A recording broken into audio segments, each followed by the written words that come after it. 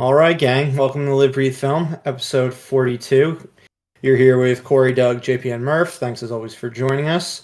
Before we get into our main topic today, which is going to be a continuation of our 2021 summer movie season discussion, where we do our summer box office fantasy draft. Before we get to that, we're going to run through some news and our thoughts on Army of the Dead. And as always, please let us know what you think are going to be biggest movies of the biggest movie of the summer, what you think is going to ultimately disappoint when it comes to box office grosses, things like that. Comment on Twitch or on the social pages, whatever. But yeah, let's get right into news. So the big announcement today was that MGM has officially sold itself to Amazon for, I don't know, about $8 billion, something pretty damn high. So they've acquired the entire library of MGM. Jeff Bezos said today, basically the whole point is to strip mine and build on the IP that MGM already had and just do new stuff with it. So MGM, they've got Bond, Rocky. Those are kind of the longest running current franchises that they have. But they have a huge library that I imagine will be primarily going on Amazon Prime. A lot of the stuff, which is huge for Amazon Prime, since unlike HBO Max, which has all the Warner Brothers stuff, Netflix, which has all the Sony stuff, Peacock, Universal, etc., they now have a huge library to add to their current collection. What are your thoughts, guys, on what Bezos said? The fact that one of the 100-year-old Hollywood institution is no more now, essentially. I mean, it'll exist, but in what form, we don't exactly know. Is it going to merge with Amazon Studios? Is it going to be its own thing? Guess we'll find out soon. But what are your thoughts? I think it's a fitting end with the way everything seems to be going these days. That you have a 100-year-old studio that is now Amazon, and Yeah. just the fact that the first thing that comes up is them saying that, oh, we have all these great IPs that we're going to lean on heavily. Mm-hmm. It seems is just sort of par for the course, right? Yeah, exactly. Everyone, all they care now about is IP and just trying to hit gold. Once they acquire something, just if they don't do it, then they'll probably get criticized from stockholders and things like that. So I imagine we're going to see tons of shitty adaptations soon, and Yeah, I was gonna sequels say, and remakes. I feel like it kind of sucks because, like, this whole acquisition of companies to get a hold of IP just feels like it's causing a lot of recycling. I guess I'm frozen. You're good now. Okay. I don't know if when you get frozen though, the stuff is going to get recorded on Zencaster. Because if it does, then just keep talking. Yep. Okay.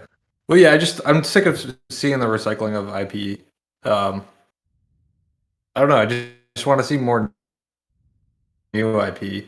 I thought one of the most excited I've been, I'm sure we're going to talk about it in our trailer talk section, was last night in Soho.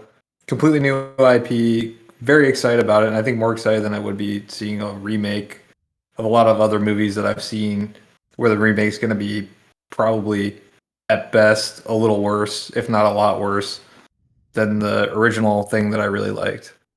So, Yeah, I mean, there's clever ways to utilize nostalgia without actually just redoing something. Like you have Last Night in Soho, where it takes place in the '60s, but it's an original thing. So kind of get a balance, but be original. It's definitely better. yeah. Especially because we have Disney to do all the existing IP with everything in relation to everything they've done previously, and then the new stuff with Marvel and Star Wars. So we don't need every studio doing this. Every tech company that acquires, or it is now tech focused with streaming and things like that, to just redo everything that's been done before. Yeah. I would hope that the MGM brand doesn't disappear as a whole. Like it's still like the brand still lives on within Amazon.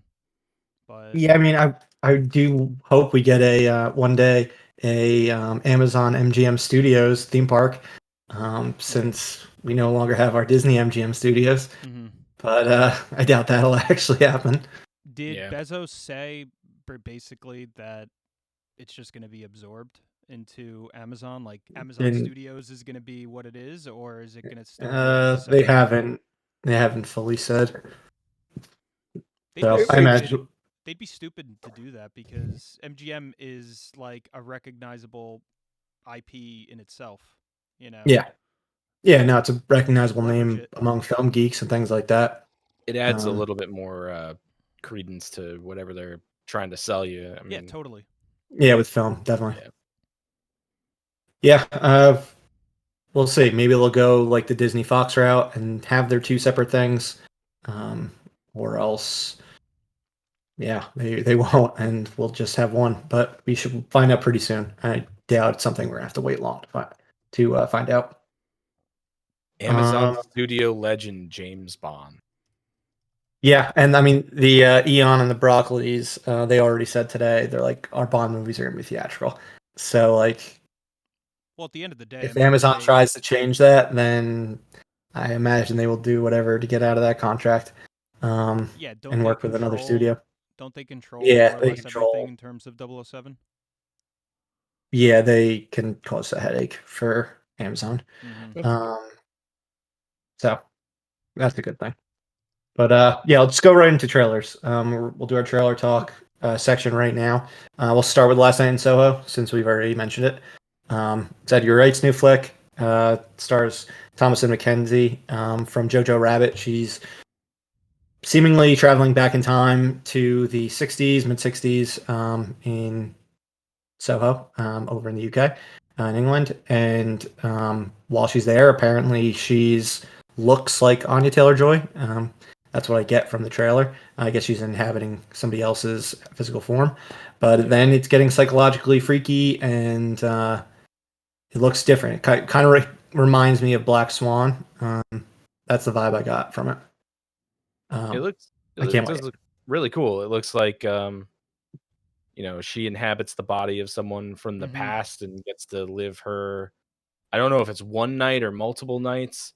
And then the person from the past seems to want to have some sort of grip on her life in the future. It seems like that's when it sort of twists. Yeah, I get the feeling that it's multiple. Like whenever she goes to sleep, then she goes there. Yeah, it's like probably feels like a dream at first, and then gets more and more real. It honestly felt like a more adult themed, like "Are You Afraid of the Dark" episode or something like that to me. I like the premise; it looks scary as shit. So seeing it in theaters, I might like scream and run out. But it's Edgar Wright, so I can't like. Yeah, I mean you got to see it. So it's got to end up being on your yearly film series for 2021. Yeah, it might be. It looks spooky. Yeah, it does. Doug, you mentioned it, like your excitement before, so go more into that. Yeah, I mean, I think it looks amazing. I'll probably glitch out at some point during this talk, but yeah, I thought it looked awesome. I thought when I watched it back the second time, I was like, oh shit, the music lined up perfectly to everything that was happening in the trailer. And I was just like, this is such a good trailer that like Edgar Wright made sure that like this song was cut in a way where everything lines up perfectly. Yeah. So the trailer didn't give a ton away on like what's going on story wise, but it was like enough to make me super interested. It's definitely one of the better trailers I've seen in a while, and probably it was a movie I was very excited for. I think it was on my list. It reminded me a lot of how I felt after the Us trailer. Like it just movies impactful. I was excited for, but I think I'm more excited now. It just looks cool. Yeah, I could see that. It was a very well cut teaser. Didn't give a lot away, but definitely got people talking. And then it was Anya Taylor-Joy singing in the trailer too. Yeah, she was. I was gonna say, I think that's her singing. Oh, really? Wow. Yeah. There's parts of where I'm like, oh, that definitely sounds like her, and then he confirmed on Twitter that was her. Cool. So that was cool. Very, very cool. Matt Smith looks creepy and evil. He looks pretty cool. I mean, that's not hard. Matt Smith always looks creepy and evil. Yeah, it looks like it has all the hallmarks of an Edgar Wright movie. Like it's going to be tight as fuck when it comes to just like subject matter and everything, and it's shot really beautifully. I like the shot where she pulls the covers over her head, but it's sort of that pan out going like with the line of covers on top. Yeah, I really like that a lot.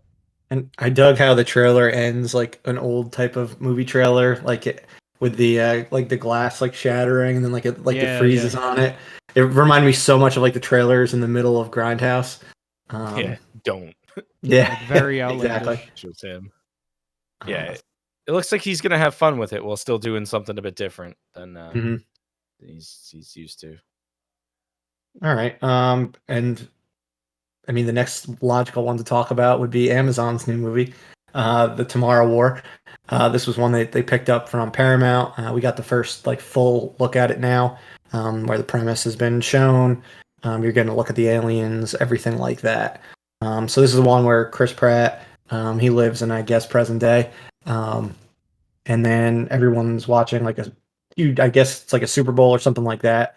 And all people from the future come right onto the field, kind of like Bane going on the field. But that's all coming from the future and saying, hey, we're from the future. Like there's a war in 30 years. Everyone is going to be dead unless we bring you guys into the war in order to add to our troops and hopefully defeat these aliens. And then Chris Pratt is like a former Marine or Army guy, and he goes because he wants to protect his family by defeating the aliens in the future that would otherwise kill his family. So it's a direct sequel to Zero Dark 30 then, right? Exactly. Yes. They went and they're like, oh, you got Osama? You're coming with us. Come along, man. But yeah, he's drafted, actually. So it's kind of interesting that they have a draft. But what did you guys think of this one? I know we talked a little bit about it a few weeks ago, but now we got a longer look. Yeah, I mean, this one I didn't actually. I'm guessing nobody watched. No, I don't think we watched. Yeah, I didn't watch the trailer. All right, well, now you got the summary for it. It looks. The effects don't look that. Yeah, I was trying to stealthy watch it while we were talking about it. We literally had an hour halfway of time where we could have watched trailers. I tried to, but it would have came over Twitch. So. Oh yeah, you did. I had an excuse. Oh, you did say that. But yeah, the effects didn't look at the script, I guess, recently enough. It's fine. The trailer only came out today.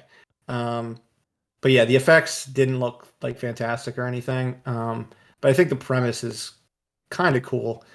It's got like that Looper-ish vibe to it, where someone's going back to, I don't know, go into the past in order to change the future, which I always find interesting. But yeah, drops, I think, on July 2nd. So it's a good time for this type of movie. It's got that Independence Day date for opening. And anyone can just watch it if they've got Prime, which obviously convenient. Is it also in theaters? No, this one's just straight to streaming. Straight to streaming. It was supposed to be directly in theaters, I guess, last summer. I believe like in July 2020. Was this bought by Amazon or made by Amazon? Bought. Okay. Yeah. That makes sense. It was Paramount basically sold all their original movies. The only ones they kept were basically the Tom Cruise movies and A Quiet Place and Jackass. So Paramount Plus probably wasn't a thing for they must have came up with that like real quickly. Because that's a good point, because their first original movie is like a new Mark Wahlberg one. They just announced that that's going to be coming directly to Paramount Plus and not in theaters. That's the first time they're doing that. Other than that, I believe they're doing 45 days after a theatrical release. It'll be on Paramount Plus. Gotcha. So I guess A Quiet Place Part 2 will be the first one. Speaking of Wahlberg, in July. You guys see that new picture of Uncharted where Mark Wahlberg looks like Mark Wahlberg? Yeah, no mustache.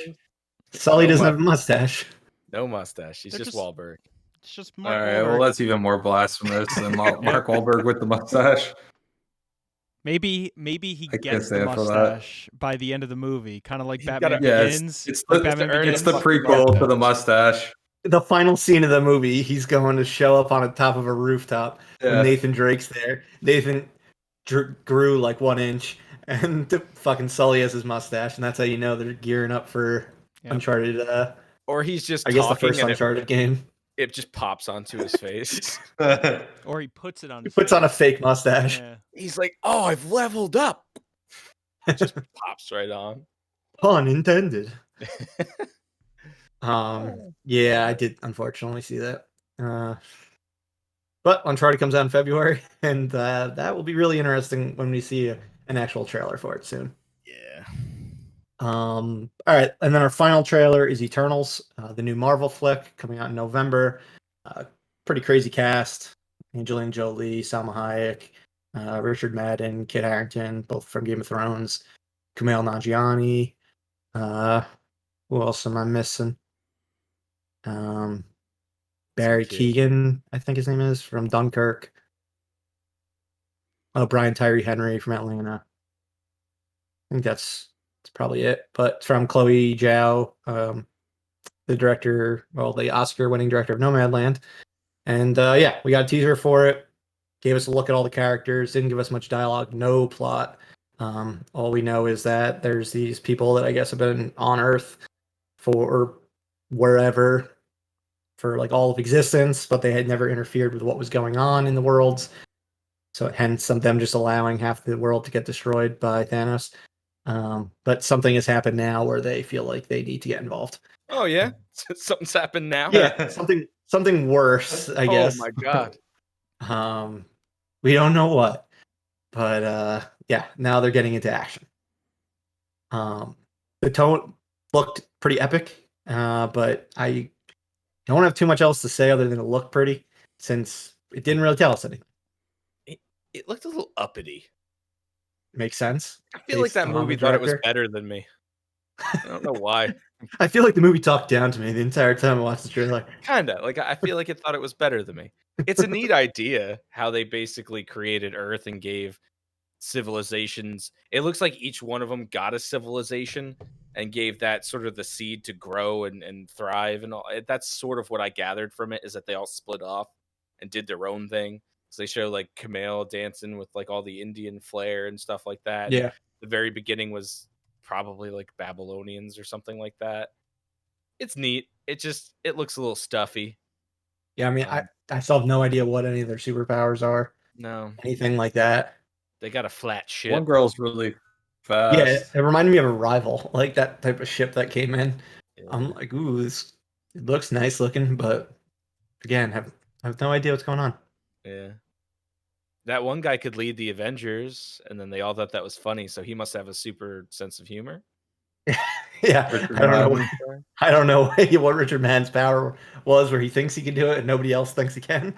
But yeah, they had their typical Marvel quips to end the trailer. Yeah, I was actually surprised they ended it with a joke because of how serious everything else was. Yeah, it felt kind of out of place. Yeah, and did you notice how they say Captain Rogers and not Captain America? Yeah, they're different. I'm assuming it takes place after what we just saw on Falcon and the Winter Soldier. Yeah. Otherwise, they would have said Captain America, or Steve Rogers. They never really call him Captain Rogers in anything. Yeah. No. I mean, yeah, that's interesting. It was Captain America. Yeah. But yeah, we know it's absolutely after Avengers Endgame. Corey, what did you think? Or Doug, sorry. Oh no, I was just gonna say, gotta talk about Stark Brothers appearing in the trailer. Not the Tony Stark brothers. Not the Tony Stark brothers, because I said Stark Brothers to Julia, and Julia was like, I'm so confused. Like, Tony Stark had a brother. I was very confused. And I was like, no, Game of Thrones. It's a good thing they didn't say Mr. Stark and Captain Rogers died. Then they just have the two Stark brothers look up and laugh also. Yeah. But yeah, we have that Game of Thrones reunion. I think Kit Harington gets the with credit. Richard Madden's like one of the top billed ones. Oh yeah, Gemma Chan is in it too. I think she might be top billed. Yeah, she's the top billed. And she was doing a lot of the voiceover in the trailer. It's weird because she was in Captain Marvel as a completely different character. Yeah. Oh, really? Yeah, she was one of the Skrulls. God, they love doing that. Oh, at least she was an alien or something. Yeah, so obviously looks completely different. Yeah. But that's pretty wild. That was we obviously at this point have seen plenty of people go from like one Marvel franchise to like the MCU, but I don't think we've really seen somebody go from one MCU thing to another MCU thing. Like I know on Luke Cage, the TV show, there was somebody that was in Civil War also, but those things weren't really connected. And the Civil War one was like a one scene role. Right. Yeah, the one thing I remember about the Eternals is because each of them have distinct different powers, so it looks like they're gonna really, push on that in this. Like each character seems very different from the next, so it should be interesting. Fancy Avengers. I mean, if they're casted correctly, it seems like that, they got good actors to play the roles, so it could be a lot of fun. It's just it's weird because a lot of people don't really know what these characters or who these characters are, so it's gonna be. Dude, we have 4 of us on a fucking movie podcast where we talk about the MCU all the time. We're not we're like, huh? Most people don't. They're obscure. So like even with Guardians of the Galaxy, like you knew what they were. Yeah. Like beforehand. So like that gives you an idea of just how obscure these are. Yeah. Because really this like the general population did not know Guardians of the Galaxy. Yeah. Until I mean they're gods, but I don't know how it's going to fit into. Obviously it's going to, but it'll be interesting how they fit it into the MCU and what they're going to be doing. Cuz I'm sure they're going to mention because it's like, okay, if these people existed, why didn't they come and stop Thanos? Well, they don't really ever mention that because every standalone movie would be like, well, why didn't the fucking Avengers just show up? And like these TV shows, like where's everyone else? They don't even mention it. Mm-hmm. Yeah, it's just like it's bothersome. Who they need in the movie or TV show at the time. That's who appears.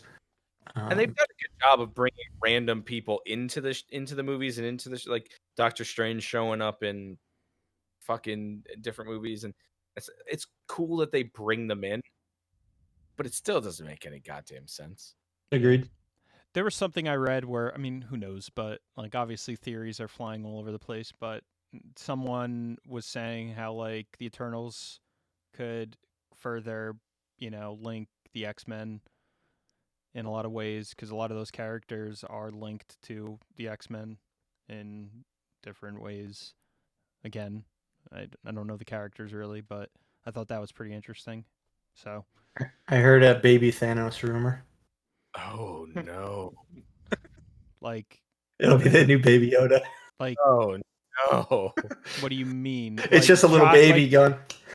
The fucking scrote. I immediately thought of Josh Brolin's face on like a baby Thanos, which would be horrifying. And then he talks still like Josh Brolin. Perfectly balanced. Be very interesting, and I hope I never see that.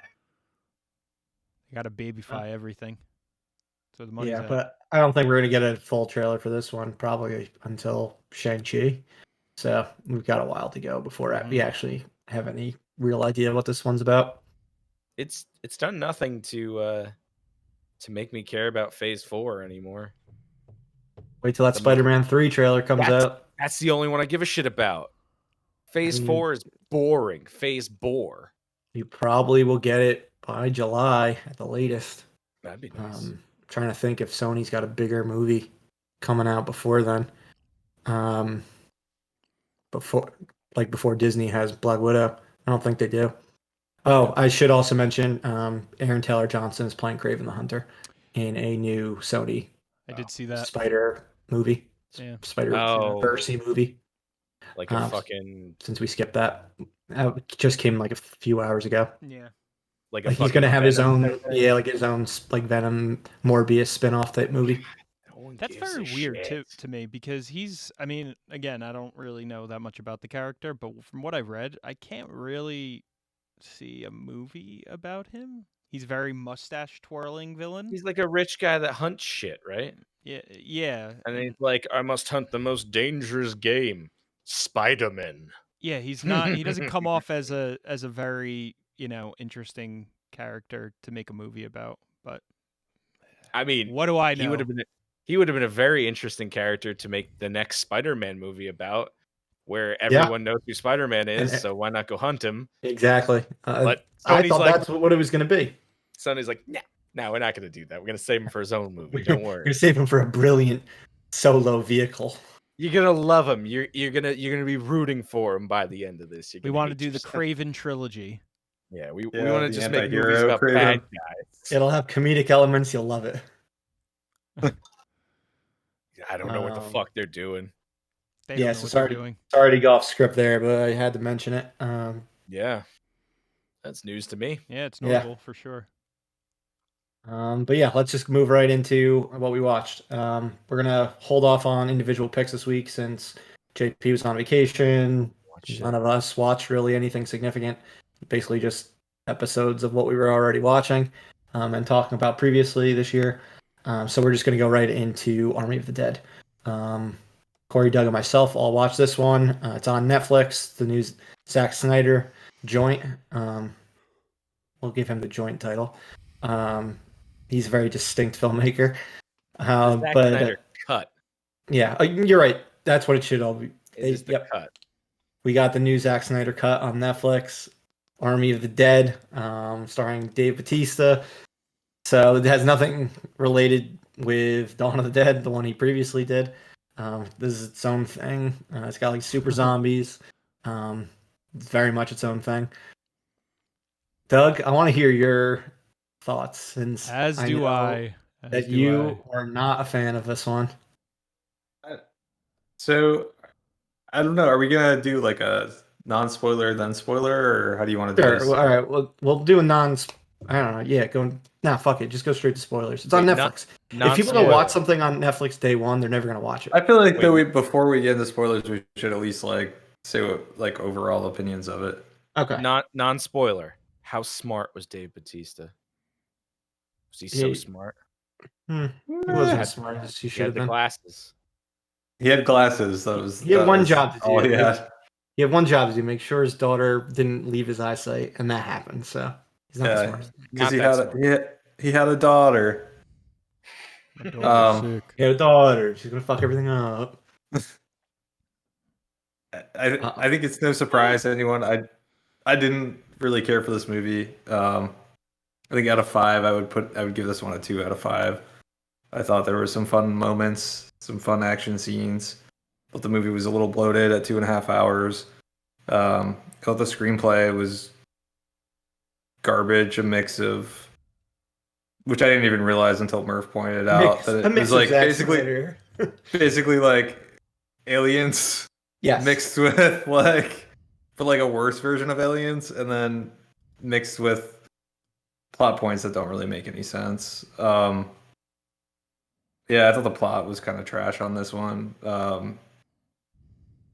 It was well shot, and I thought the premise was really good. The mixing a zombie movie with a heist movie, I think, is a great concept. I just thought the execution was a little bit lacking. Yeah, like you said, I probably, I don't know, half an hour into the movie, I'm like, oh, they're doing aliens, but with zombies. All the characters remind me of the Marines in Aliens that are on this heist. Then you have the daughter, who the main character has to watch over, except for instead of Ellen Ripley, you got Dave Bautista's character, and this daughter's older. She's not like a child like Newt.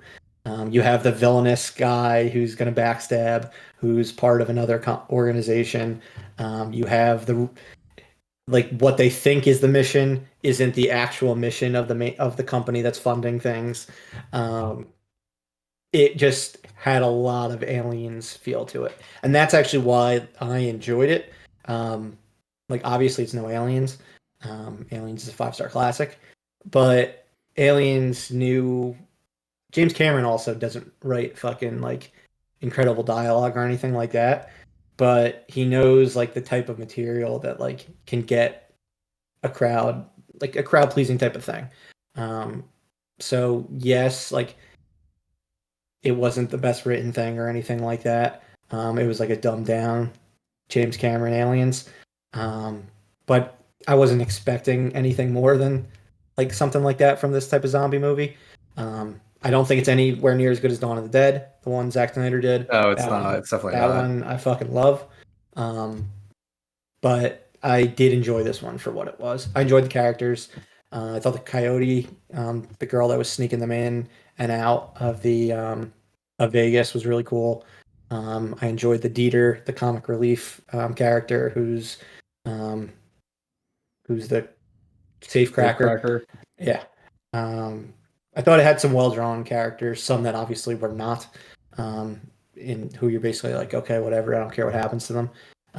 The one guy who's basically a snake on the team, you hate him at like you're supposed to. So I thought it did that kind of stuff well. Yeah. I guess going back to like how you didn't expect it to be a good movie, I guess I wanted it to either be like over the top, like they don't care about the story and it's just going to be a fun movie, or it's going to be like well written. And so like this kind of felt like the worst of both worlds to me, where they didn't like go over into fun, like we know this is a B movie, we're just going to have like a lot of fun with it. It took itself very seriously, but then like the plot and storyline were just poorly written. It didn't really make a lot of sense. And it was and it was very like predictable. Like when there's one character who's going to turn into a zombie early on. I'm like, okay, he's going to appear in zombie form by the end of the movie and cause some trouble. Happened. Yeah, like exactly. It definitely didn't try to be anything special. And it's a Zack Snyder movie because it has the most like outrageously like ridiculous musical cues in the movie. Like when they threw fucking what is it? The Cranberries zombie. Yeah. I like when they throw that into the movie. Like it's just like it's Zack Snyder. Like he can't fucking not do what's obvious. Cool, like I mean, it's a great song, so I'm never not. It's a great song. It was cool. I was like, oh, I love Zombie. Yeah. But part of me was like, I know the lyrics to the song. I know what the song's about. It's kind of it's not about zombies. No, it's not. But still was cool. But yeah, if you just listen to the part that says zombie, yes, it's very on point. Mm-hmm. It's a good song. I'm definitely fall on Murph's side. I did enjoy it quite a bit. Not anything insane. It didn't break new ground. Although the one thing I actually did really like and I thought was pretty clever was how the zombies were presented, how they basically formed their own, kingdom. They were intelligent in a lot of ways and, had, different, they had a king, a queen, basically a whole kingdom. The alphas were like insanely fucking like intelligent and athletic. I just thought that was super interesting how, there was a totem pole that they really built, and they had your grunts and like you had these people that the alphas specifically would turn themselves to turn them into alphas, and I thought that was cool. And I mean, the action was a lot of fun. I really liked the characters, most of them. Like I thought they were really interesting. I really liked Batista's character a lot. Again, he was not the most intelligent for sure. He had the glasses. But all he wanted to do was open up a goddamn food truck. I know. But is that really his only goal in life? Yes. Yeah. Motherfuckers. Well, and then his daughter. He's got a the daughter I hated. She was probably one of the daughter. Characters.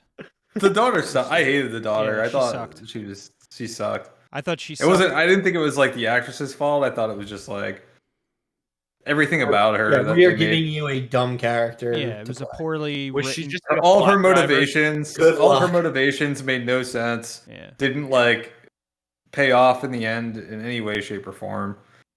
she was just like a this plot like driver. Did she like Yeah, literally just like by she was running Dave away? Batista. She's there to cause some problems for like Yeah. to be a Batista. hurdle, more or less. That's You're gonna need a character that's gonna basically fuck everything up for everybody. Yeah.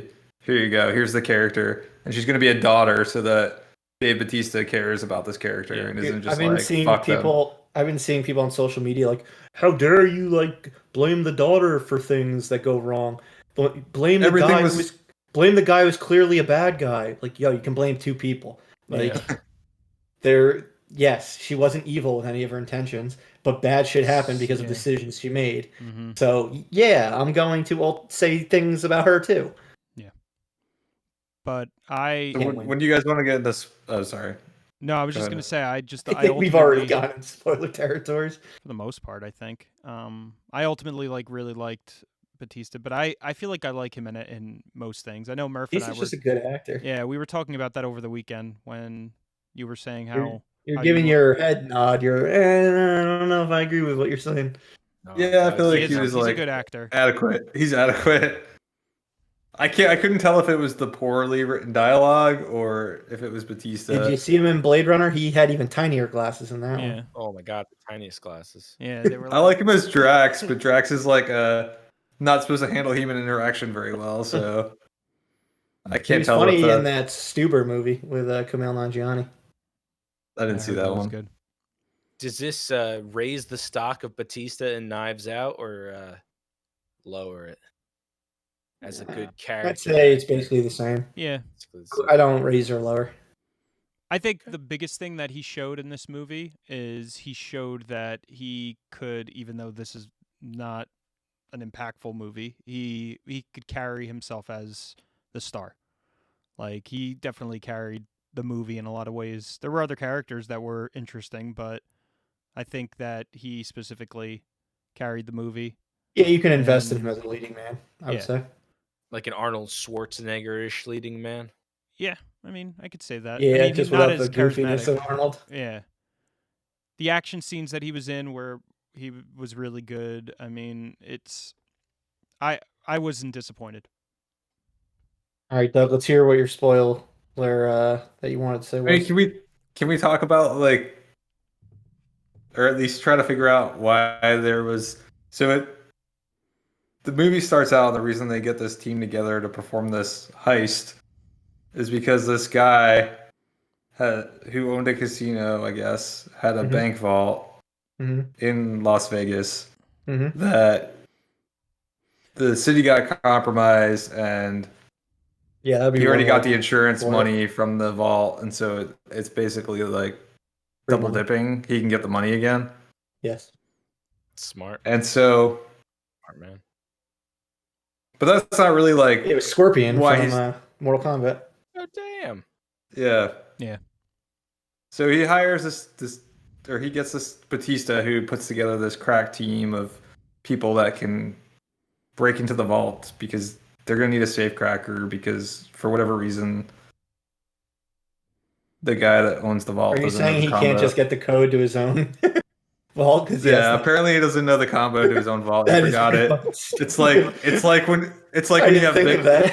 yeah, it's like when you have a Bitcoin and you just like forgot your Password for the hard password. You're just drive. like, God damn it! Now we need to get a safe cracker because I don't remember I how to didn't get pick up in. that it was his vault to begin with. I thought it was just a vault that he knew was there. But No, he got the insurance money. He talks about how he got the insurance I money believe paid it out. was his casino. that's But it gets fucking dumb. stupider. Yeah, it gets dumber because they then reveal that the whole reason for the team to go in was so that he could get the head of the Queen Zombie Mm-hmm. that appears to everybody like at the very beginning of the movie Right. to take a So you're saying why not sacrifice. just get the Queen Zombie's head and leave immediately? Yeah, what's the whole point of this charade? Like, other than the fact that you 'cause needed to they're like assu- follow they're- aliens. Because they are assuming people will not be cool with somebody going in and fucking reproducing zombies. That is what I think it is. Because I mean, I know I wouldn't want to join a team if somebody's like, "Hey, I'm going to make more of these things and try to make them more obedient and have my own private army of fucking alpha You could zombies." also just be Sounds like like, Resident Evil. I want the head of this Queen Zombie. and not give that extra detail. Or he could have just had his own team of people that already worked for him, who probably wouldn't care. He could have had a bunch of Garrett. It's just like, why are we doing a heist if like there's this ulterior motive that has nothing to do with breaking into the bank? It just felt like yeah, a really you got a point. Clunky way of getting there. So like anytime I like try to think about the story, it just like kind of deteriorates into. Stop thinking. Just watch. So how I about wasn't drunk enough, I think, is the problem. what about There the had to be more alcohol. what about the time loop little nod thing that happened? That didn't even make any sense either. It didn't, but it got me thinking. I was like, "What?" I was like, "Are they going in this direction? Is this like actually a time loop movie?" And so there's a character that is like, "What if there's a time loop?" He's a philosophy major or whatever they show in the beginning of the movie, and he's like, "What if we're all on a time loop and we've done this before and we failed and like these are our bodies here?" And then it flashes to like these skeletons. And they have the exact same clothes they have on. Yeah, and like, and on top of what is going on? You know, the love interest of Dave Bautista, I forgot her character. The necklace that she has on, it's a key. That was on one of the skeletons. Yeah, it was on one of the skeletons. And I was like, what? This makes no sense. She is? Huh. Okay. Yeah. It made no sense whatsoever, but it got my, I don't know. I felt a lot part of me for this movie is when she's on the elevator with Bautista. They've had very little interaction. It's just shooting zombies the entire time. Yeah. And then she turns around and she's like, "I've loved you this entire time." The whole reason I went on this mission is because I love you.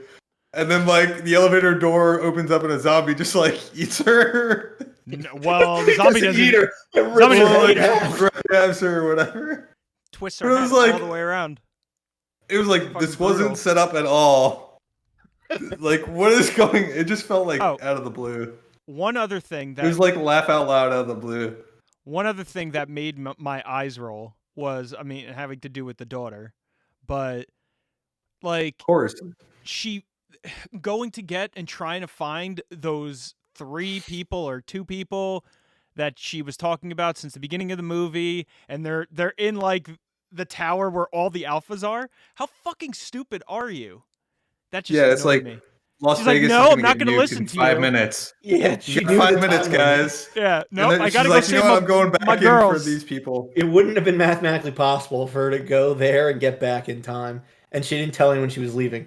So she basically went on a suicide mission to watch other people fucking die. And the only rule that she had with her father was stay in my sight. Do not leave my sight. You're gonna break the rules. It's fucking stupid. I hated that character. I hate her even more now thinking about it. Yeah, she's a stupid plot device. Yeah, totally. I'm guessing those people died, right? That she like thought she said everyone, she went back. They died. The helicopter crashed, and then they just like didn't even show us. She's the only one who lived. One of them died, but what about the other? Did the other girl? Because there were 2. Yeah, everyone died except for the fucking waste. God. And then she ends up living. God. Yeah, I think the daughter is the only one in the movie who lives. God, I can't wait for the sequel where it's just the daughter. Actually, Doug, there's an animated show coming about Army of the Dead. So I've heard that this is like, and she's on this shitty movie is supposed to be like they're continuing it in the show. Oh god. Yeah, it's a whole universe. Apparently, there's Joe Manganiello's gonna be in it. And Tig Notaro's in it. How bad was Tig Notaro pasted into this film? Oh, no, that was good. That was good.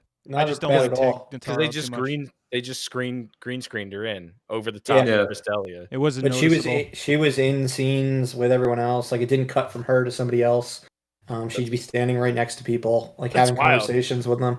Because she didn't film anything with anyone. Yeah, it was really impressive actually how they pulled that off. Yeah, it was very believable.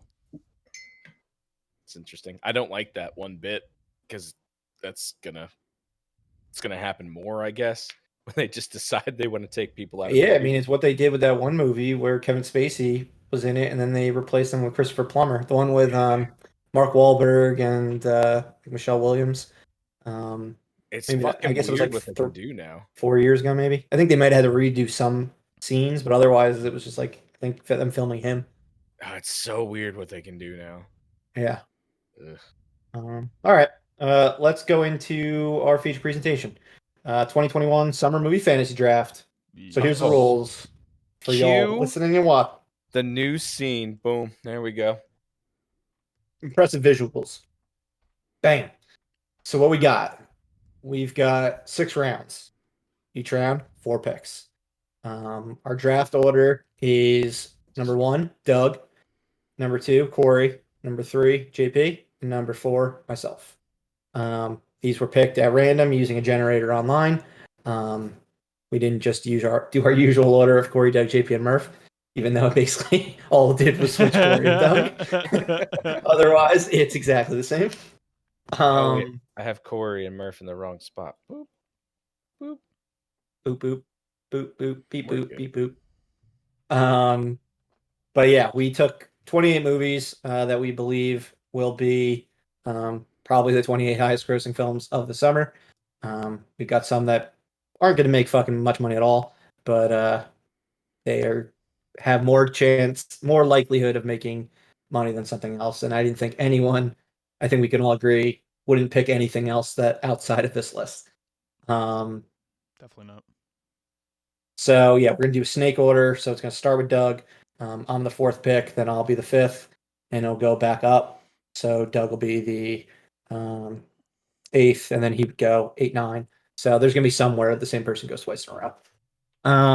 Doug has been lamenting about the first pick. Freaking about this number 1 pick. 2 hours. Let me. Yeah, we don't know who is a live draft. We don't know any that. I guess he's coming back. We don't know anyone's picks, like who they're picking, other than their order. So you're going to be seeing this the same time that we do it. Other than that, this is going to be based on U.S. grosses or domestic grosses. So whatever you see on like a Box Office Mojo, we'll tally up all of our 6 picks. We all get 6. Whoever has the highest at the end wins. We'll go until, I believe we said 45 days after the final movie is released. So Shang-Chi comes out, I believe, September 3rd. So we'll be going till about October 18th. Doug got cold feet. Doug's like, I'm going to stall as long as possible. I need to keep thinking about that number 1 pick. We'll keep checking in throughout the summer on how this stuff is going. It really won't get interesting until like July when there's a decent amount actually out. Depending on people's picks, they might not pick a movie that comes out in May or June. They might not have anything until July. With the number of picks we have, you can have someone just pick all August movies. No one knows. We're about to find out now. So, Doug, you have the number 1 pick. You want to hand in your envelope? No take backsies. You say your pick. Yeah. That's your pick. I've been lamenting over this. Having the first overall is pretty fucking shitty. For me, I would have loved it.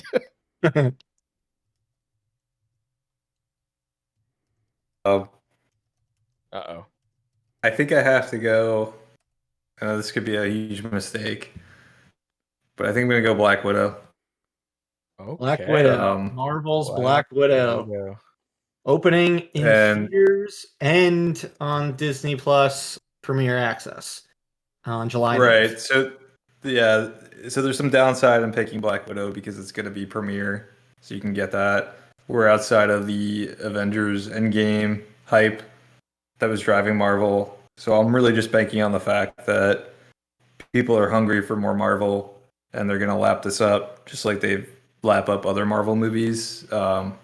But there's definitely some risk there because we don't know post Endgame, do people still care about these characters, especially a character we already know is dead. So yeah, no, all valid we'll points. see. Kind of why this one was tough. No, having the number 1 pick, that's always intimidating.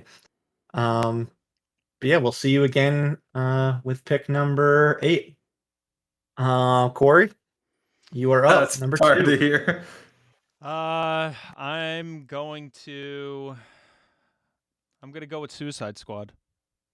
All right. The Suicide Squad. The Suicide Squad. Suicide Squad. Oh no, he picked He picked David Ayer's Suicide Squad. Yeah. I heard it. That's true. From 2016. Yep. True. All right. We got DCEU's The Suicide Squad coming out on August 6th. So late summer, more theaters will be open, more people will be vaxxed, more people going to movies. But It's also on HBO Max. And it's got an R rating. So things to consider. But Joker made 300 mil with an R rating only 2 years ago. So ratings really don't matter as much as you think. No, that's a solid pick. All right, JP. Oh, you know where I'm going. Number Fast 9. 3. Fast 9, baby. F9. Oh, you're going with your Let's go with your boys. Yeah. That's a steal. Ride or die. Pick number 3. I'm liking that at 3. I'm feeling happy about that. Family. All right. It's all about family, man, and family brings people to the box office. It's that it does. Yeah, and I mean, I alluded to this before a little bit, but like the worldwide is looking pretty solid for that movie. Yeah. And you got a movie that is strictly in theaters. Yes, sir. It is it's definitely going to be the biggest movie of the summer that's strictly in theaters. Mm-hmm. No doubt about that. All right, F9. All right, with my so I got 2 in a row. 2 in a row. That's big. You got to be prepared. Motherfucker. And I am delighted. My number 1 pick is still on the board. Ooh. I'm going with Shang-Chi. Oh, okay. Yeah. Ooh. That's a late boy though. That is coming out Labor Day weekend, which Labor Day weekend's a shitty weekend. But it's Marvel's first Asian American hero in the leading role. It's not opening simultaneously on Disney Plus. And I'm kind of hoping it can replicate that Black Panther type magic to a much smaller degree, but still make a fuck ton of money. So that was my it was high on my list. Yeah. Your 3 picks were my 2, 3, and 4 picks. So we're all basically thinking the same shit right now. So yes, Shang-Chi and the Legend of the Ten Rings is number 4. All right, number 5. This is tougher. Granted, I did think these top 4 were gonna go, but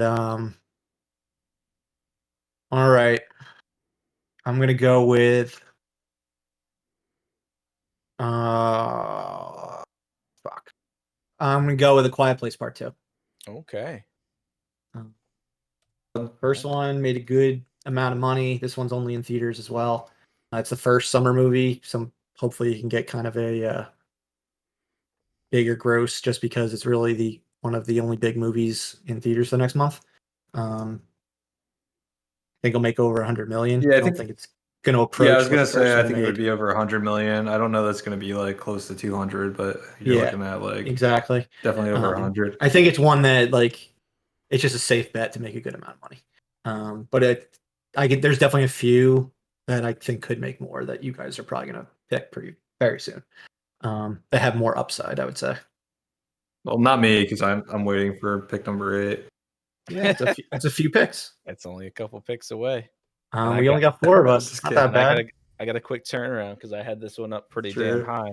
All right, let's hear it, JP. Got the Jungle Cruise with The Rock, a money-making machine. PG. Good pick. That's good. Comes out.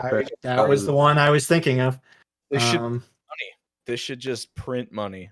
Yeah, late July opener. Yeah, if it does anywhere. This could be a Pirates of the Caribbean. Anything like, or a Jumanji. Yeah. Very good cast. It's opening. It is on Premiere Access as well, but by the end of July, a lot of kids are also going to be vaccinated. So I feel like kids movies could probably do pretty damn well in the second half of the summer. Yeah. And kids movies have been doing pretty well throughout all of the pandemic. They've all been very leggy. So it might open big and be leggy. Yep. Solid pick, JP. I mean, I'm gonna go see it. So yeah, they get my $23 or whatever the fuck it costs to go see a movie these days. Exactly. All right. Awesome. Corey, you are up, my friend. I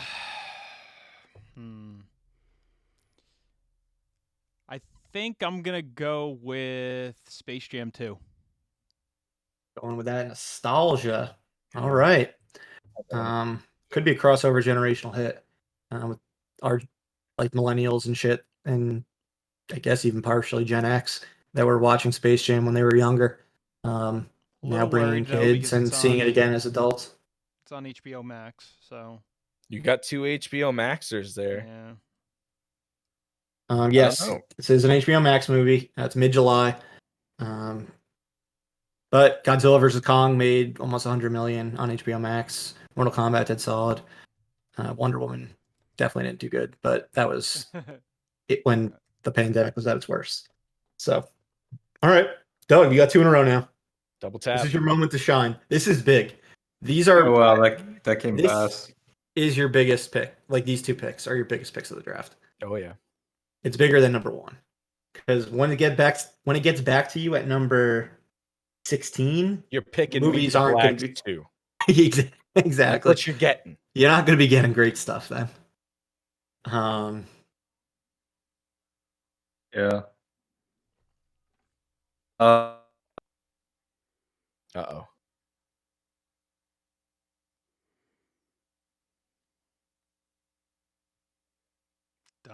Dump. It's exciting. Dump. I don't know if he's frozen or thinking. He's thinking very intensely. Yeah. I said it was a big pick. And now it's like really in his head. You're killing him. I mean, it is a big pick. I know, it's a big pick. It's a big shot. It's a big shot. Are we giving timers? I'm gonna go Hotel Transylvania. Hotel Transylvania 4. That's a solid pick. Transformania. Adam Sandler less. He is not in this one. Oh, really? Nope. He has been recasted with some unknown person.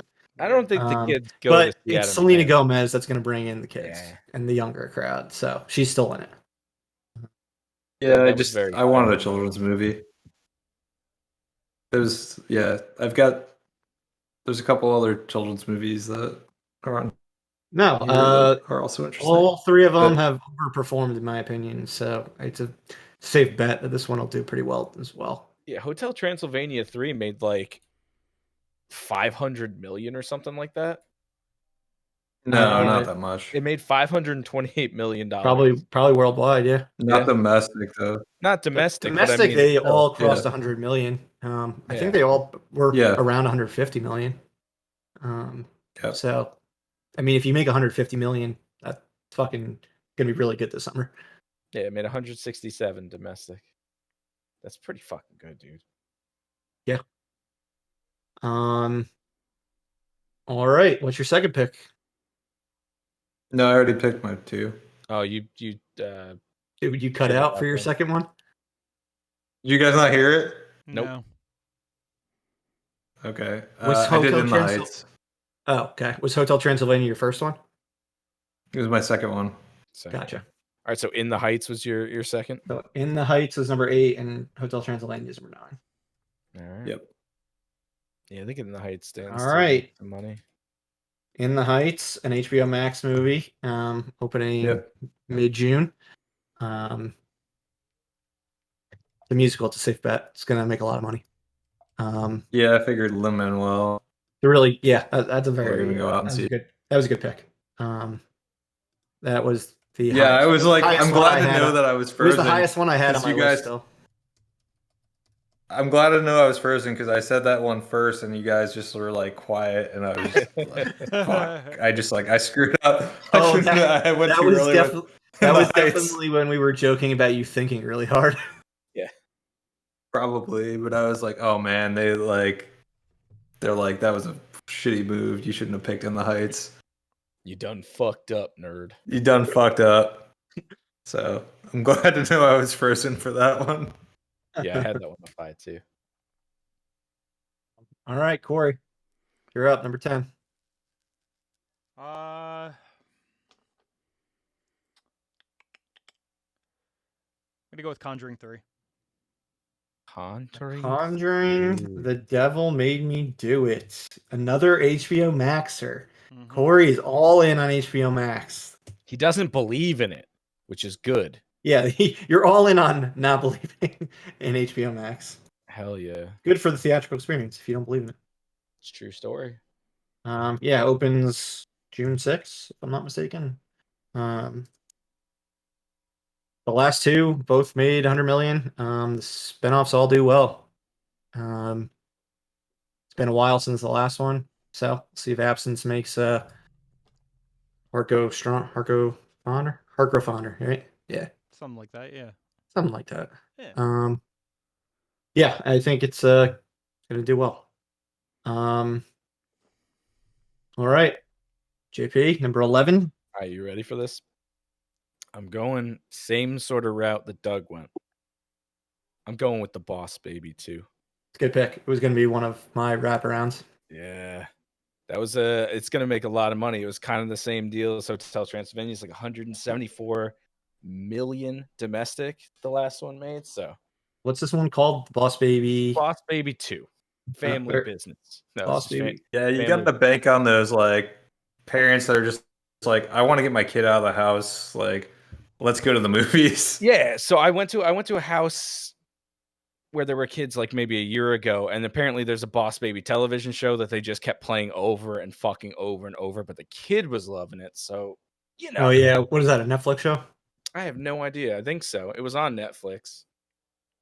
Yeah. So I think the kids will like that. I think, it's an early July movie. I think we'll probably taking a fair amount of money. All right. I'm kind of annoyed. You stole you stole one of my two picks. And the one I really like, it was inching up there, like it was going to be higher than my first one. And then that In the Heights pick was really good, Doug. But it sounded like JP would have stole that one if you didn't. Yeah, that was up there as well. All right. Fuck, man. I guess I gotta steal like Memorial Day weekend and just fucking do the entire thing. I'm gonna do Cruella. Okay. I like the Cruella. That was high on my. I mean, it's a Disney live action movie. It looks pretty good. Reviews are pretty good so far. Yeah, reviews are solid. It does go premiere access, but I feel like more people would see it in theaters. Like this one, I mean, it's PG-13, so I feel like more people would see it in theaters than would be ordering it at home. Yeah. Yeah, it's a good pick. Don't love it, but we'll see how this weekend is fucking make or break for me. If A Quiet Place 2 and Cruella do shitty, I'm done. Oh yeah. But we'll see how it goes. All right, and then my next pick, I'm gonna go with another horror movie. I'm gonna go with Candyman. Candyman, okay. A good get. Yeah. If it does anywhere near Get Out. Yeah, I'm kind of hoping it's got that nostalgia. It's got the Jordan Peele bump. It's gonna target an audience that's underserved, with Black people. So I think, especially in horror movies. So I think it could overperform in late August. I think it opens a week before Labor Day. All right, yeah, Cruella and Candyman. Okay. We are back to you, JP. Hop out of July, and I'm gonna take a little flyer here. I'm gonna go with Reminiscence. Okay. It seems like it has all of the making of like a summer blockbustery type thing without having seen fucking anything about it. Yeah. So I got it kind of high up there. I think the Westworld thing might drag some people in. Hugh, obviously. Yeah, I mean, and like any sort of a Nolan name will bring people in. So yeah, I'm kind of feeling that could be a late summer sleeper. That's kind of how I'm feeling about it. Because yes, I believe that opens a week before Candyman. If I'm not mistaken, August 20th. Yeah, August 20th. Yeah, and I think adult audience will probably be starved for like something intelligent at that point. Yeah. So that's solid. Corey, we're on to you.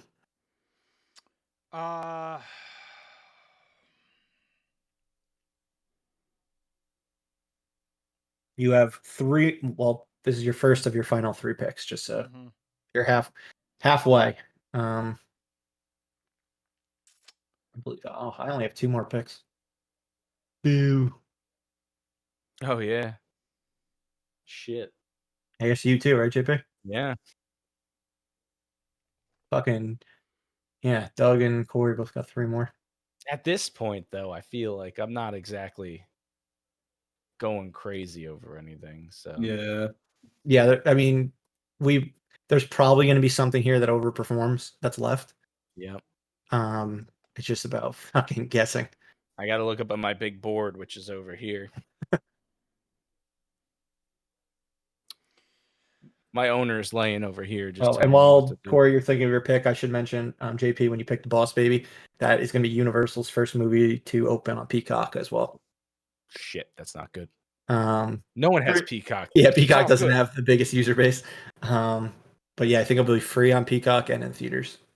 Damn, free. But sorry, not free because you have to be a paying Peacock subscriber. Oh, because they do have a free tier. So anyone that has a free tier wouldn't have the movie. It's like 18 people in the entire United States. I think I'm good. I'm not worried. That was something we were going to mention in the news, but we cut for time. Oh yeah, Boss Baby.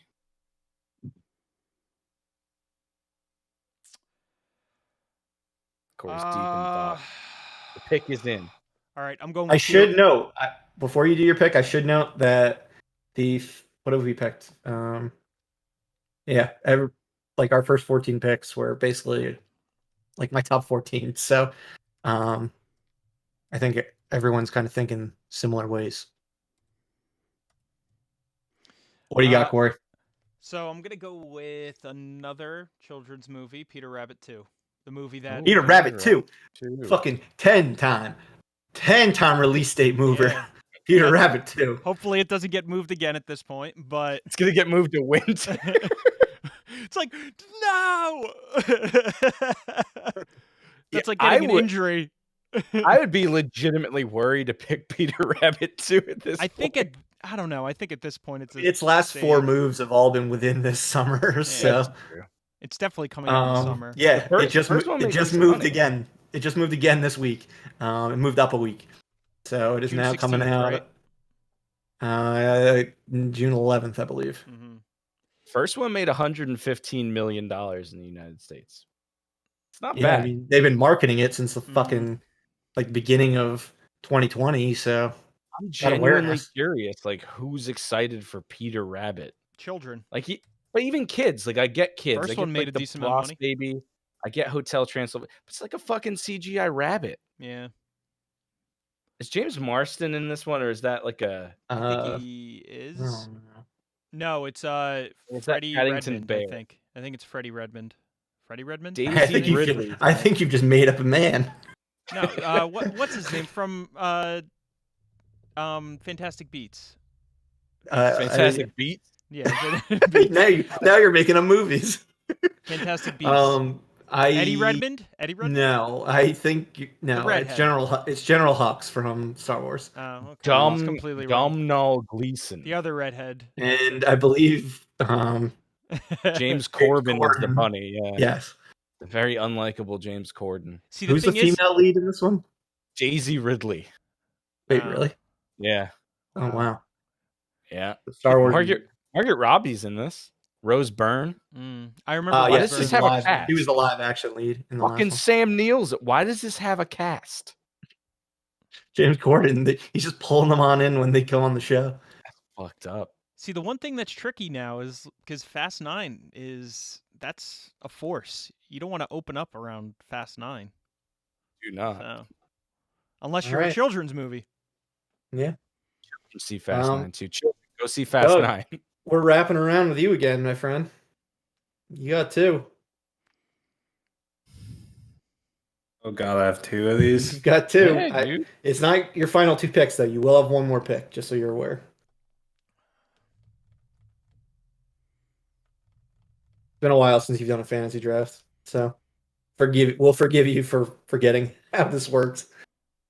Yeah.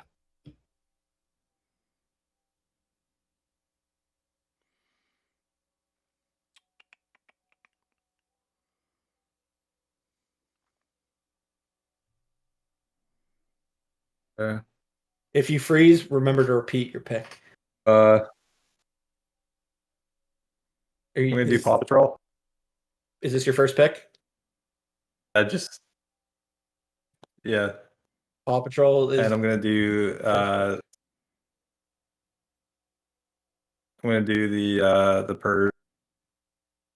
The Forever Purge. The Forever Purge. All right, so like Paw Paw Patrol Patrol, that is definitely one that I probably am underestimating. Kids love that shit. I know they love that shit. I'm just not sure if like they are as young an audience as you're gonna get in a movie theater. I don't know like how comfortable parents are gonna be bringing toddlers to movie theaters this summer. That was just my way of thinking. Yeah, it's kind of risky. I could be very wrong, and this could be a fucking it's definitely risky. gigantic hit. If it's anything like how popular it is, like on TV and toys, it's gonna be huge. Yeah. And then Forever Purge, July 4th weekend. It should definitely have a big opening weekend at the very least. There's really no competition outside the second week of Fast and Yeah, Furious. I mean, I don't live like what's left. The Purge as a franchise is pretty decent. Yeah, or at least it did in the past. It's always been reliable. It'll make money. It's a safe pick, I would say. Hoping that with how many picks, with what movies are left. Theaters to see people get Purge. Yeah, people want to watch the Purge. Yeah, it's got. I believe it's made more money. Yeah, I'm every hoping. Time. It's Yeah. like every sequel's made more money. Yeah, when I was looking at it, or like right around the same. Being close, yeah. They're very consistent. All right, cool. Corey? I'm gonna go with the Hitman's Wife's Bodyguard. Damn. I think this is going to make a decent amount of money. Really? Worried because the first one made nothing. I think the first one made a like decent, like close to 100 million. Yeah. Or like 60 or 70 million. 75 million, I think. But I think it like was fairly 75 million. leggy. Like it had solid word of mouth. And they're doing sneak previews this coming weekend, I believe, which is they must have a decent movie on their hands if they're doing that. Because it doesn't open for a few more weeks. It made 75 million domestically. People like Ryan Reynolds, it could definitely. I don't think it's a bad pick. I think it's a good pick. Yeah, I had it fairly low. And I always think a sequel is a safe pick, especially in this summer. If people are going to see something, like they'll see something that they're already familiar and like, versus taking a risk. Yeah. All right. JP. I'm gonna go with Re-2-Pecked. Or if you're not a Yankees fan, Respect. Nice. And I'm not a Yankees fan. The Aretha Franklin one. Yeah. I think the trailer dropped this week too. I just didn't see it yet. Jennifer Hudson singing, you know. Yeah, I mean, she did that in Dreamgirls, and that made it 100 million. So, like we've said, movies with music tends to make money. Hence, In the Heights being number 8 on our projections. It also comes out around the same time as Reminiscence, so I feel like I'm hedging my bets there. I think it's the week before. So, I mean, it is definitely fair to go later in the summer than usual this year. All right. Yeah, now I go 2 in a row.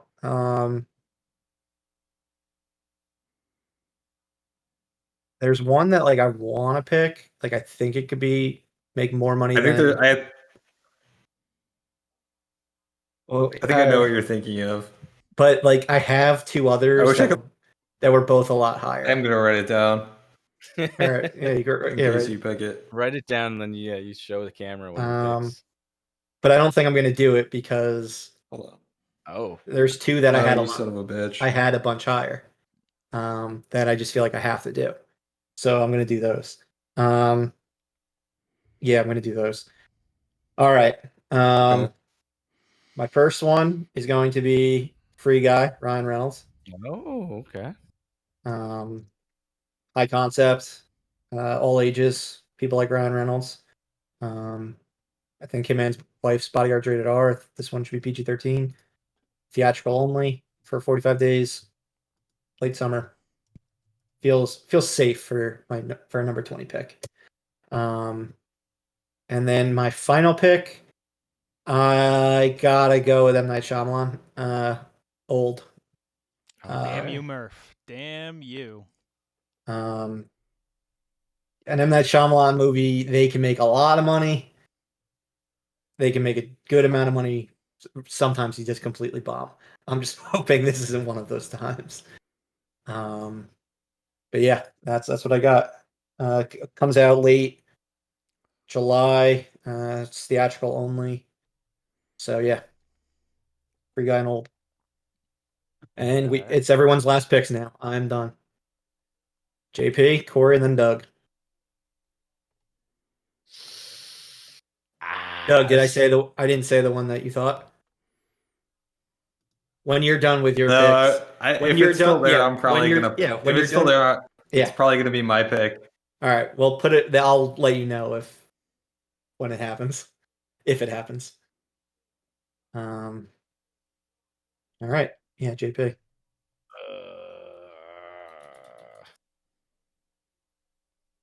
This is tough. This is.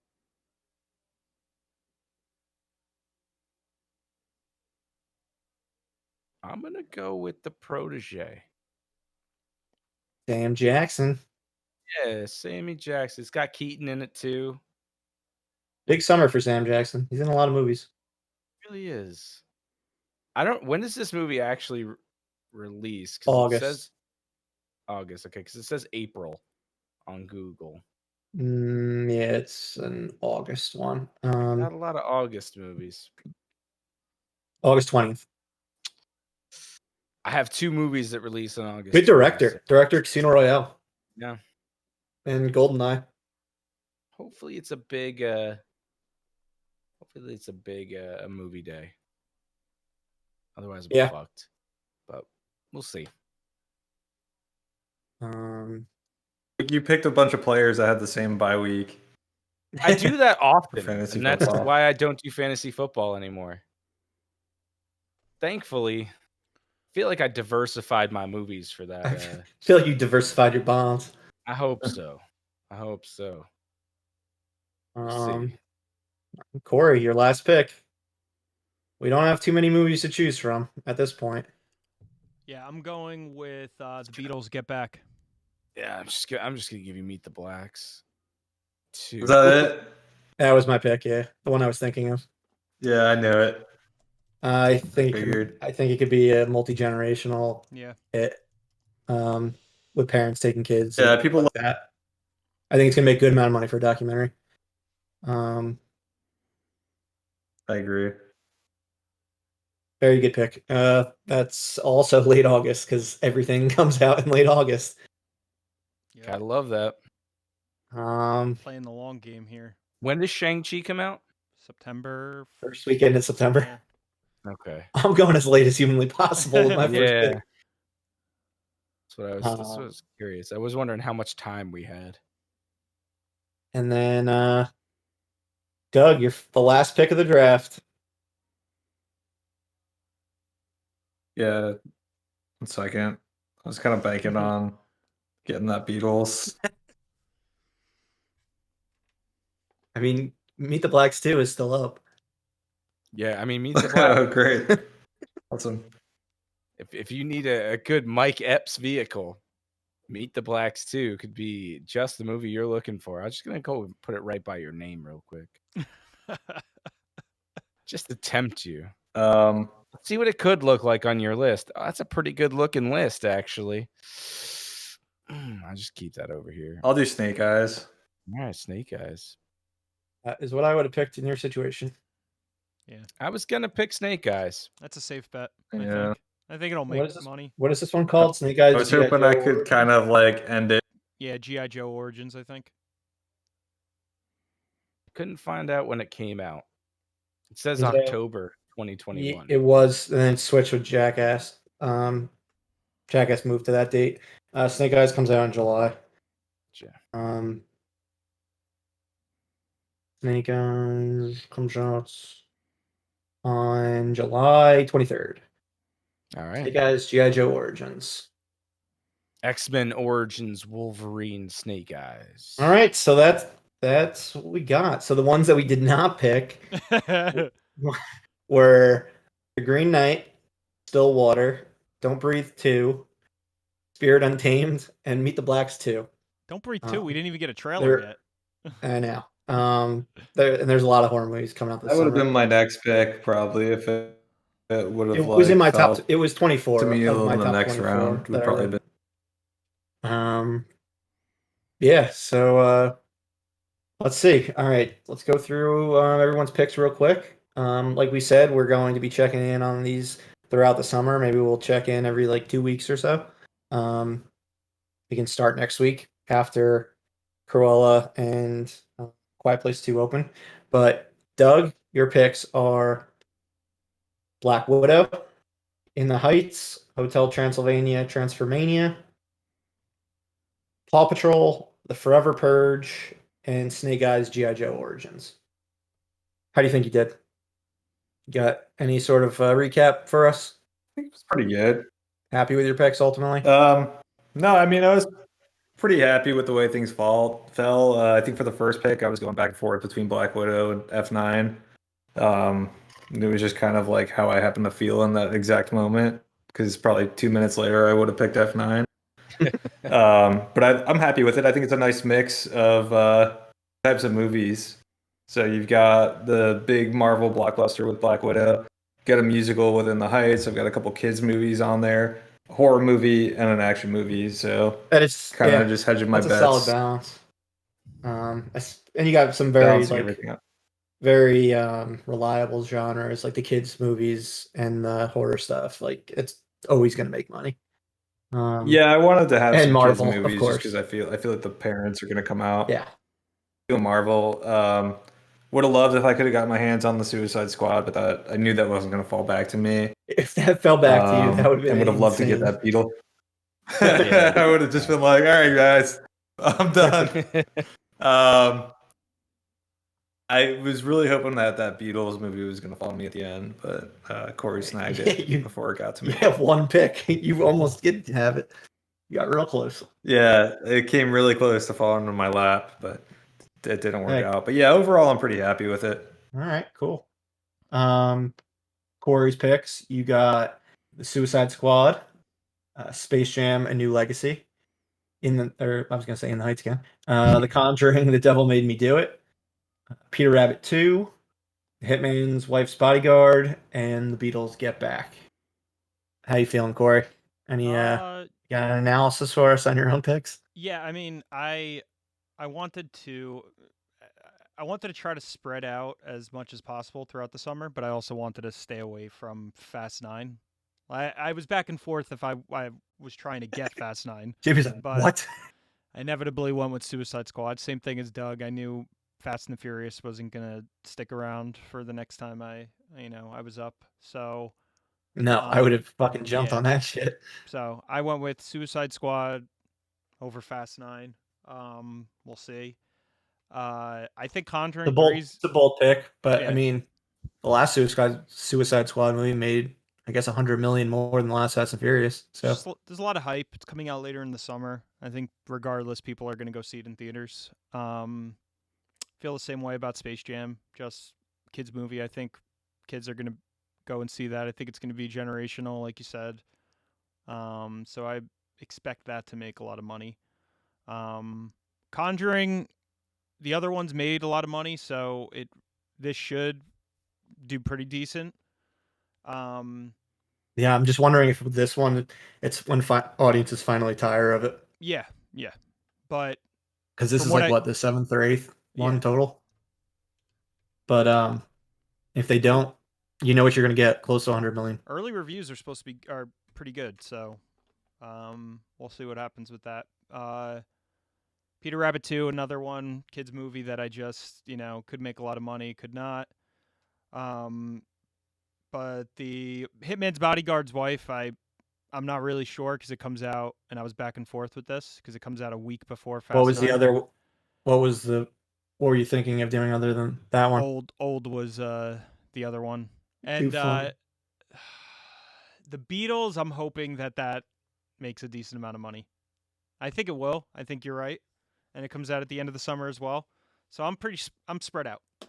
I feel like Yeah. so. Yeah, I think we all like went spread out. Nobody really stayed in 1 month, or like in one half of the month. Like JP, I did. you did it. You had a I bunch of agree, bro. August, but you had like the biggest movie, like a huge movie in June, Yeah. as well, and Boss Baby's July. So, but let's get Yeah. into yours. JP, you got F9, Jungle Cruise, Boss Baby, Family Business, Reminiscence, Respect, and The Protege. Yeah. I got my number one movie on my list, Fast 9. Feels good when you get that. Feels great. I was thrilled. I got my number 3 movie on my list, Jungle Cruise. That felt really good too. Number 1 kids movie that I thought was going to do well was Boss Baby 2. And then after that, I just kind of took some flyers at the end. Yeah. I felt really comfortable and confident with my top 3. Yeah, I think Reminiscence could make some money for that niche adult crowd that wants to go see some kind of, thinking movie. Respect, obviously musical, obviously for a different type of crowd. I think that could probably pull in a lot of viewers, a lot of money. I love Aretha Franklin a lot, so big I fan didn't of know that. that. Yeah, We've been friends for 30 years, and I did not know you were a big Aretha fan. yeah, no, I love her. She's great. And the Protege is just like fucking Samuel L. Jackson shoot stuff. Michael Fucking Keaton. yeah, sort of one of Cool. those things. But I'm So pretty you happy. bring up an interesting thing. So you, me, and Doug, we all had our number one pick. We got to choose it. Corey, you had the number 2 pick. Did you get to pick your number 1 movie, or was Black Widow going to be your number 1 movie? I was back and forth. If Black Widow was available, which one would you have chose? It would have been at the moment. I don't know, because Suicide Squad, I still think could do gangbusters. Yeah.